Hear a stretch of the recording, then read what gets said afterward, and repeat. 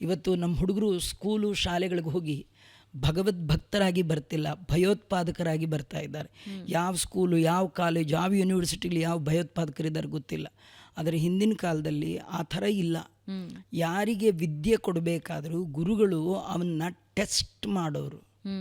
Test ಅಂದರೆ ಏನು test? ಅವನ ಬಿಹೇವಿಯರ್. ಇವನಿಗೆ ಈ ವಿದ್ಯೆ ಕೊಡಬಹುದಾ, ಇವನ್ ರೈಟ್ ಪರ್ಸನ್ನ, ಇವನು ಮಿಸ್ಯೂಸ್ ಮಾಡಲ್ವಾ, ಅದು ಗೊತ್ತಾಗೋದು ಅವ್ರಿಗೆ. ಹೇಗೆ ಅಂದರೆ 20 ವರ್ಷ ಅವನ ಕೈಲಿ ಸರ್ವಿಸ್ ಮಾಡಿಸೋರು. ಆ ಸರ್ವೀಸ್ ಮಾಡುವಾಗ ಮನೆ ಎಲ್ಲ ಕೆಲಸ ಮಾಡಬೇಕಿತ್ತು ಅವನು.